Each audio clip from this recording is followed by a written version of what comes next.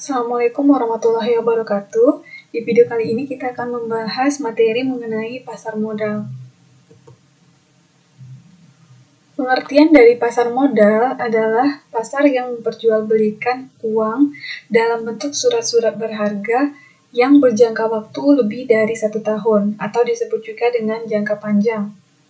Pengertian lainnya adalah pasar yang mempertemukan permintaan dan penawaran uang dalam bentuk surat-surat berharga yang berjangka waktu lebih dari 1 tahun.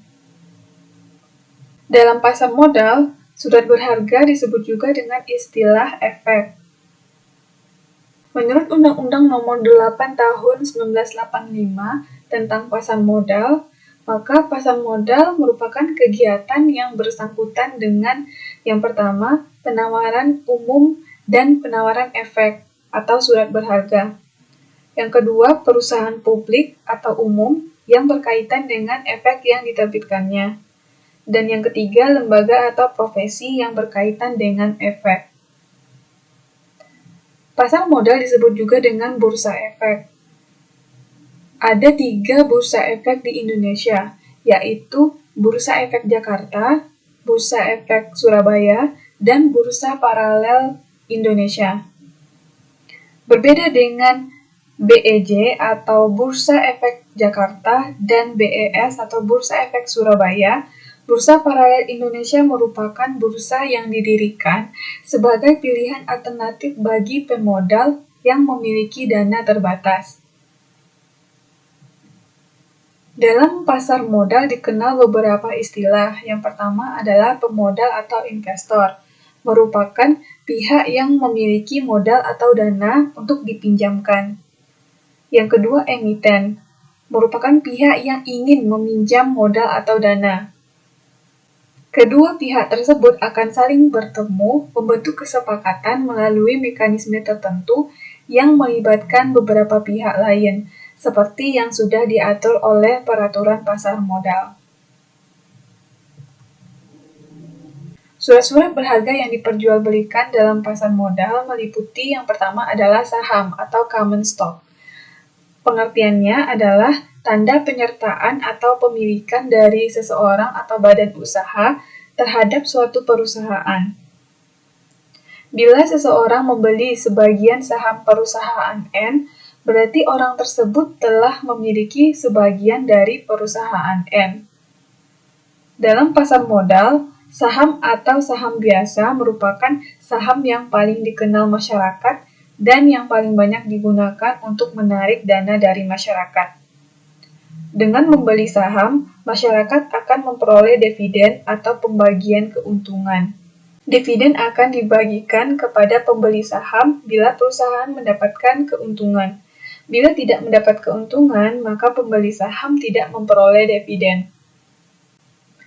Yang kedua adalah saham preference atau preferred stock, atau disebut juga dengan saham istimewa, yang memiliki ciri-ciri. Yang pertama, memiliki hak paling dulu mendapat pembagian dividen. Yang kedua, memperoleh dividen dalam jumlah yang tetap atau dalam persentase yang tetap. Yang ketiga, memiliki hak tambahan tertentu, seperti memperoleh tambahan laba selain yang sudah dibagikan secara tetap. Yang ketiga, obligasi atau bond, merupakan tanda bukti peminjaman sejumlah uang dengan tingkat bunga tertentu yang akan dilunasi pada waktu tertentu. Pembeli obligasi akan memperoleh pendapatan berupa bunga yang diterima setiap periode tertentu, misal setiap 3 bulan, 6 bulan, atau 1 tahun sekali.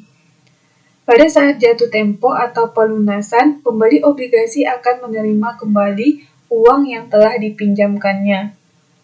Berbeda dengan dividen saham, bunga obligasi tetap wajib dibayarkan walaupun perusahaan tidak mendapat keuntungan. Yang keempat, obligasi konversi atau convertible bond.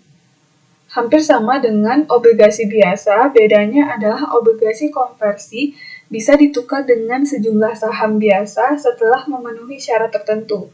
Contoh syarat tersebut yaitu suatu obligasi konversi baru dapat ditukar menjadi 3 lembar saham biasa setelah 1 Januari pada tahun tertentu. Yang kelima adalah right. Right adalah surat berharga yang memberikan hak bagi pemodal untuk membeli saham baru yang dikeluarkan emiten. Right merupakan produk turunan dari saham. Right issue atau penerbitan right dilakukan emiten untuk menambah jumlah saham yang beredar. Artinya, penerbitan right juga akan menambah jumlah modal atau dana yang dimiliki emiten. Yang keenam, waran.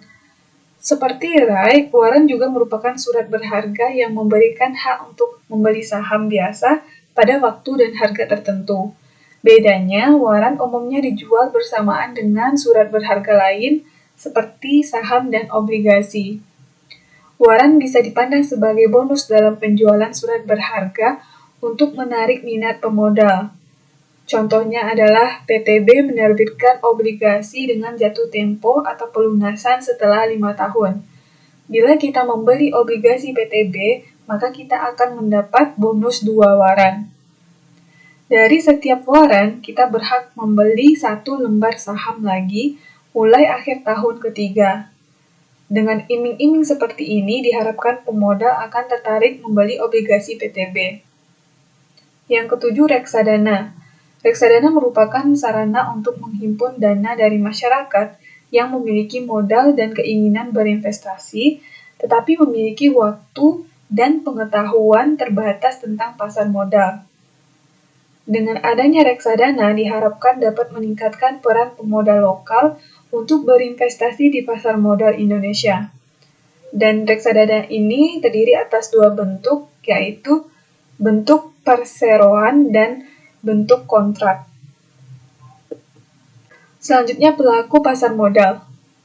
Di pasar modal akan bertemu 2 pihak, yaitu pihak yang memiliki modal untuk dipinjamkan atau diinvestasikan, yang disebut juga dengan pemodal atau investor, dan pihak yang ingin meminjam modal atau disebut juga dengan emiten. 2 pihak tersebut tidak bisa bertemu secara langsung untuk membuat transaksi, tetapi harus melibatkan beberapa pihak lain sesuai peraturan pasar modal. Pelaku dalam pasar modal adalah, yang pertama adalah pemodal atau investor. Merupakan pihak yang memiliki modal untuk dipinjamkan atau diinvestasikan. Modal dipinjamkan oleh pemodal dengan cara membeli surat-surat berharga yang ditawarkan oleh emiten. Artinya, pemodal telah meminjamkan uangnya kepada emiten. Dari pembeli tersebut, pemodal bisa memperoleh keuntungan berupa dividen atau bunga. Untuk memperoleh keuntungan lebih, pemodal bisa menjual kembali surat berharga yang telah dibelinya dengan tujuan mendapatkan capital gain atau keuntungan berupa selisih dari harga jual dikurangi dengan harga beli. Misalnya, ketika membeli saham harga per lembar hanya Rp300, ketika dijual harga per lembar Rp350, maka capital gain-nya adalah Rp50 per lembar. Dalam mekanisme pasar modal, pemodal tidak bisa bertransaksi langsung dengan emiten, tetapi untuk bisa bertransaksi, pemodal harus terlebih dulu menjadi nasabah dari suatu perusahaan efek, sehingga semua transaksi akan dilakukan melalui perusahaan efek tersebut. Yang kedua, emiten merupakan pihak yang ingin meminjamkan modal. Modal dipinjamkan emiten dengan cara melakukan emisi atau menawarkan efek atau surat berharga untuk dijual atau diperdagangkan. Bila efek yang dijualnya ada yang membeli, maka emiten akan memperoleh uang yang diperlukan. Emiten umumnya adalah perusahaan atau lembaga yang membutuhkan modal untuk membiayai atau memperluas usahanya. Yang ketiga, perusahaan efek merupakan perusahaan yang telah memperoleh izin usaha dari BAPEPAM atau Badan Pengawas Pasar Modal untuk menjalankan satu atau beberapa kegiatan seperti yang pertama, perantara perdagangan efek, yang kedua, penjamin emisi efek, yang ketiga, manajer investasi dan penasehat investasi. Selanjutnya, dana reksa atau investment fund merupakan pihak yang kegiatannya melakukan investasi kembali atau perdagangan efek. Selanjutnya, lembaga penunjang pasar modal merupakan lembaga yang menunjang semua kegiatan di pasar modal yang meliputi yang pertama adalah bank kustodian. Pengertiannya adalah bank yang berfungsi melakukan penyimpanan dan pengamanan fisik dokumen-dokumen efek. Yang kedua, Biro Administrasi Efek merupakan lembaga yang melaksanakan kegiatan administrasi efek bagi emiten, seperti pembukuan, transfer, registrasi, pemecahan surat kolektif saham, pembayaran dividen, dan lain-lain. Yang ketiga, wali amanat merupakan pihak yang dipercaya mewakili kepentingan pedagang obligasi. Yang keempat, penasihat investasi merupakan pihak yang bertugas memberikan nasihat investasi. Penasihat investasi hampir sama dengan manajer investasi. Bedanya, penasihat investasi hanya memberikan nasihat, tapi tidak mengelola dana seperti yang dilakukan oleh manajer investasi. Yang kelima, pemeringkat efek merupakan pihak yang bertugas memberikan pendapat secara objektif, jujur, dan tidak memihak mengenai risiko suatu efek. Yang keenam, penjamin emisi merupakan pihak yang bertugas memberi jaminan untuk membeli saham yang tidak habis terjual supaya modal atau dana yang dibutuhkan emiten dapat terpenuhi. Selanjutnya, profesi penunjang pasar modal merupakan profesi atau pekerjaan yang ikut menunjang kelancaran pasar modal yang meliputi yang pertama, akuntan merupakan profesi yang bertugas melakukan pemeriksaan atas laporan keuangan suatu perusahaan. Untuk melakukan tugasnya di pasar modal, akuntan yang bersangkutan harus terdaftar di Bapepam dan selalu meningkatkan pengetahuan dan keterampilan mengenai akuntansi, pengendalian intern, dan pemeriksaan perusahaan efek.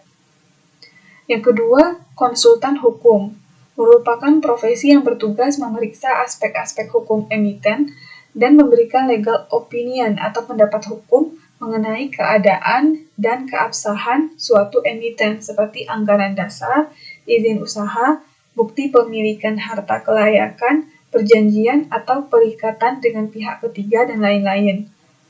Konsultan hukum yang terdaftar di Bapepam harus memiliki pengetahuan dan keahlian yang tinggi mengenai dunia pasar modal, baik secara teori maupun praktik. Yang ketiga adalah penilaian. Merupakan profesi yang bertugas melakukan penilaian terhadap aktiva atau harta menurut nilai yang wajar kepada emiten yang akan go public atau menjual sahamnya, dan kepada emiten yang melakukan profesi akuisisi. Yang keempat, notaris merupakan profesi yang bertugas membantu para pelaku pasar modal dalam menyusun anggaran dasar dan kontrak-kontrak penting. Selanjutnya, Badan Pembina, Pengawas, dan Pembantu Pasar Modal. Yang pertama, Badan Pembina Pasar Modal terdiri atas Ketua yang merupakan Menteri Keuangan, Wakil Ketua yang merupakan Menteri Negara Perencanaan Pembangunan Nasional atau Ketua Bappenas. Kemudian anggotanya adalah Menteri Perdagangan, Menteri Perindustrian, Menteri Muda Sekretaris Negara, Menteri Muda Keuangan, Gubernur Bank Indonesia, dan Ketua Badan Koordinasi Penanaman Modal atau BKPM. Sedangkan sekretarisnya adalah Ketua Bapepam. Tugas pembina pasar modal adalah memberikan pertimbangan kebijakan kepada Menteri Keuangan dalam melaksanakan wewenangnya di bidang pasar modal berdasarkan Undang-Undang Nomor 15 Tahun 1952 tentang Bursa dan peraturan perundangan lainnya. Yang kedua, memberikan pertimbangan kebijakan kepada Menteri Keuangan dalam melaksanakan wewenang terhadap Badan Usaha Milik Negara atau BUMN. Yang kedua, Badan Pengawas Pasar Modal atau Bapepam, yang bertugas yang pertama melaksanakan penilaian terhadap perusahaan yang akan menjual efeknya melalui pasar modal, apakah telah memenuhi syarat yang telah ditentukan. Yang kedua, mengikuti perkembangan perusahaan-perusahaan yang menjual efek di pasar modal secara terus-menerus. Dan yang ketiga, melakukan pembinaan dan pengawasan terhadap pasar modal yang diselenggarakan Pasar Modal Nasional.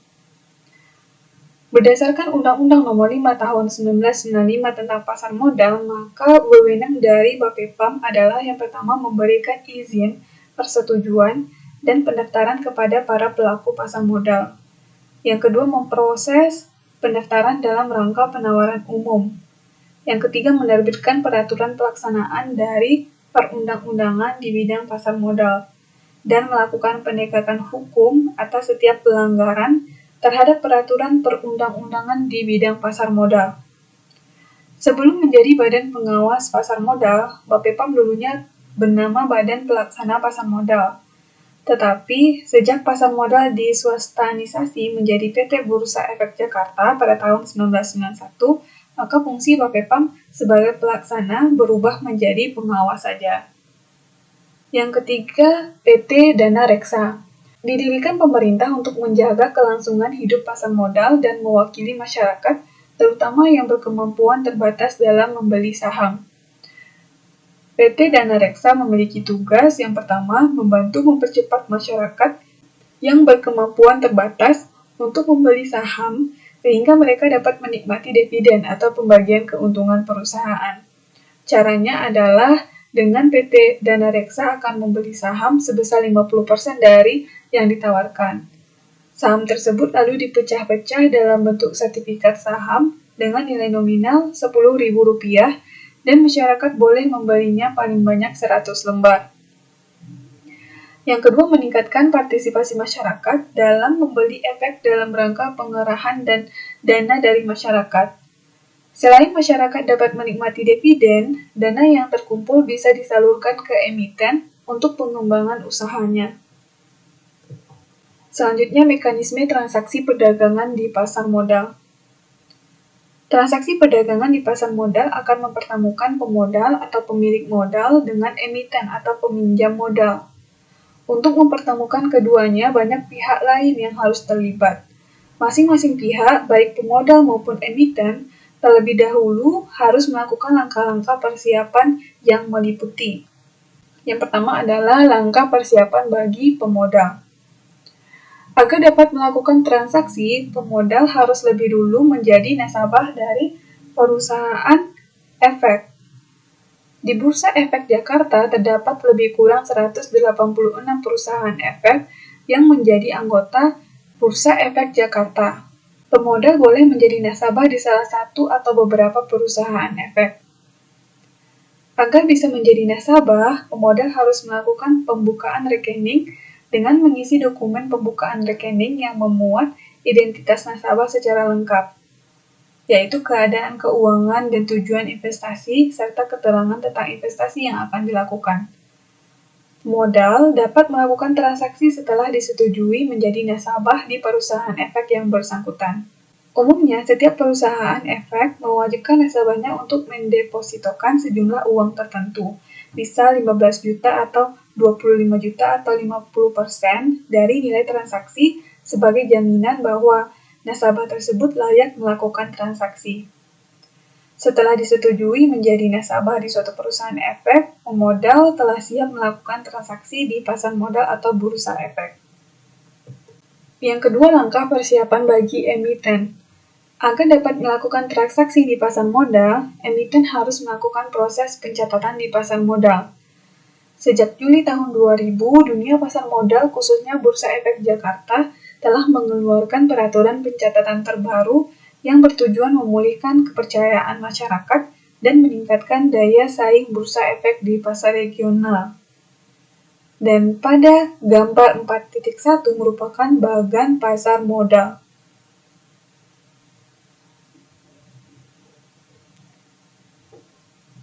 Nah, bagan tersebut menunjukkan mekanisme transaksi setelah pemodal dan emiten siap.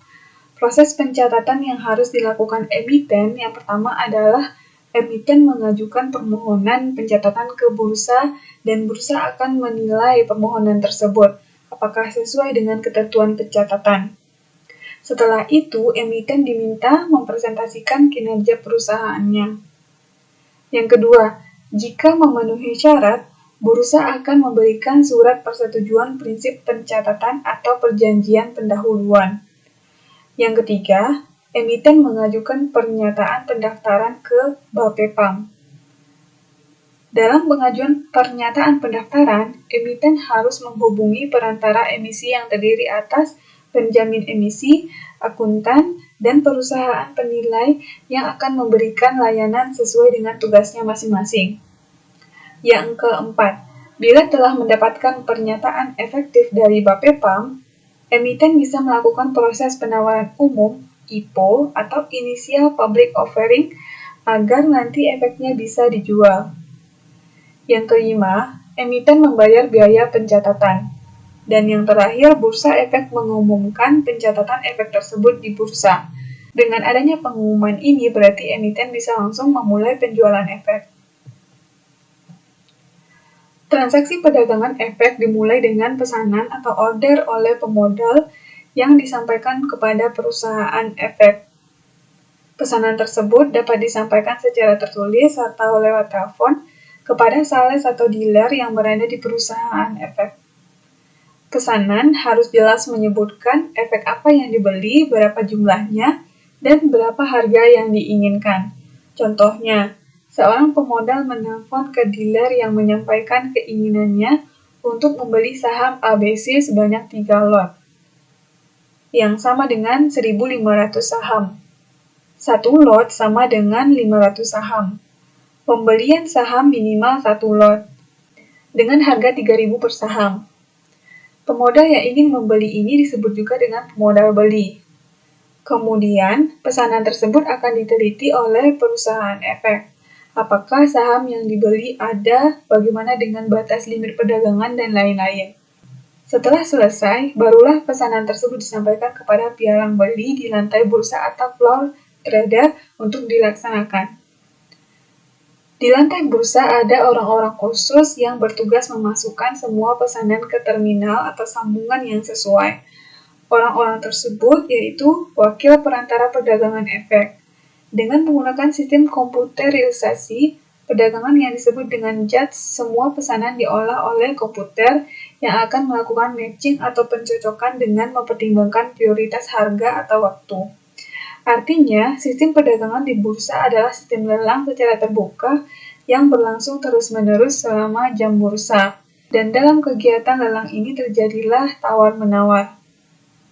Setelah kegiatan tawar-menawar dan negosiasi tuntas, selanjutnya penyelesaian transaksi dilakukan oleh 2 lembaga lain selain bursa, yaitu lembaga clearing dan penjamin, serta lembaga penyimpanan dan penyelesaian. Di Indonesia, peran 2 lembaga tersebut dijalankan oleh PT KPEI atau Clearing Pinjaman Efek Indonesia dan PT KSEI atau Kustodian Sentral Efek Indonesia. Di pasar modal Indonesia, penyelesaian transaksi menggunakan skema T+3 yang berarti penyerahan efek dan pembayarannya dilakukan 3 hari setelah terjadinya transaksi. Transaksi di bursa efek dilakukan pada hari Senin sampai Jumat, atau disebut juga dengan hari bursa. Seorang pemodal selain berperan sebagai pembeli efek, dia juga bisa menjual kembali efek yang sudah dibelinya. Umumnya, seorang pemodal membeli efek dengan tujuan memperoleh dividen atau bunga yang akan diterimanya secara periodik, dan akan menjual kembali efek yang sudah dibelinya dengan tujuan memperoleh capital gain, atau capital gain ini diperoleh dengan cara harga jual dikurang dengan harga beli. Seringkali terjadi, pemodal membeli efek pada pagi hari, kemudian pada siang hari sudah menjualnya kembali, karena pada siang hari harga efek tersebut sudah naik, sehingga dengan menjualnya pemodal akan memperoleh capital gain. Karena hal seperti ini dilakukan oleh banyak pemodal, maka tidak mengherankan bila kalian melihat kesibukan yang tinggi di lantai bursa seperti yang disaksikan di televisi. Karena pada pasar modal ada transaksi beli dan jual. Maka pada bagan terdapat 2 macam alur, yaitu alur beli di sebelah kiri dan alur jual ada di sebelah kanan. Kemudian istilah pasar perdana, pasar sekunder, dan transaksi di luar bursa. Di dunia pasar modal, kita mengenal beberapa istilah. Yang pertama, pasar perdana, yaitu pasar untuk pertama kalinya efek dijual yang dilakukan sesaat sebelum perdagangan di bursa efek. Yang kedua, pasar sekunder merupakan pasar penjualan efek yang dilakukan di bursa efek yang terjadi setelah pasar perdana berakhir. Pasar sekunder ini disebut juga dengan pasar reguler. Yang ketiga, transaksi di luar bursa merupakan transaksi perdagangan efek yang terjadi antar perusahaan efek atau transaksi yang terjadi antara perusahaan efek dengan pihak lain atau transaksi yang terjadi antar pihak yang bukan perusahaan efek, yang kesemuanya terjadi di luar bursa dan tidak diatur oleh bursa efek. Perkembangan terakhir pasar modal atau bursa efek. Yang pertama, pada tanggal 22 Mei 1995, Bursa Efek, khususnya Bursa Efek Jakarta, meluncurkan Jakarta Automated Trading System, yang mana merupakan sebuah sistem otomatis perdagangan dengan menggunakan komputerisasi untuk menggantikan perdagangan manual. Kelebihannya adalah dapat memfasilitasi transaksi lebih banyak dan mampu menjamin kegiatan pasar lebih adil dan transparan atau jelas. Pada Juli tahun 2000, Bursa Efek Jakarta menerapkan perdagangan tanpa warkat dengan tujuan meningkatkan likuiditas pasar, mencegah saham hilang dan pemalsuan saham, serta mempercepat proses penyelesaian transaksi. Pada tahun 2002, Bursa Efek Jakarta mulai menerapkan perdagangan jarak jauh atau remote trading. Dengan adanya remote trading, perdagangan efek bisa dilakukan dari luar lantai bursa, bahkan dari luar Jakarta melalui kantor-kantor cabang yang sudah ada. Selanjutnya, kebaikan dari pasar modal yang berkaitan erat dengan manfaat yang bisa didapatkan dari adanya pasar modal. Yang pertama, kebaikan bagi pemodal atau investor, yaitu memberikan wahana berinvestasi. Yang kedua, bisa memperoleh dividen atau bunga. Yang ketiga, bisa dengan mudah beralih alat investasi. Misal dari saham A ke saham B dengan cara jual beli. Dari jual beli ini pemodal bisa memperoleh capital gain atau bisa mengurangi risiko kerugian karena anjloknya harga saham. Selanjutnya, kebaikan bagi emiten. Yang pertama, menyediakan sumber pembiayaan jangka panjang. Misal, untuk membangun jalan tol yang membutuhkan modal besar dengan pengembalian pinjaman yang cukup lama, yaitu lebih dari 1 tahun. Yang kedua, bisa lebih bebas dan fleksibel dalam mengelola dana. Yang ketiga, tidak membebani perusahaan karena emiten hanya memberikan dividen yang besarnya tergantung besar kecilnya laba perusahaan. Hal ini berlaku bagi emiten yang menjual efek berbentuk saham. Sedangkan kebaikan bagi pemerintah, yang pertama adalah pasar modal merupakan leading indikator atau petunjuk penting tren ekonomi atau kemajuan ekonomi negara. Yang kedua, ikut mendorong laju pertumbuhan ekonomi karena kegiatan ekonomi berjalan dengan lancar atau tidak kekurangan modal.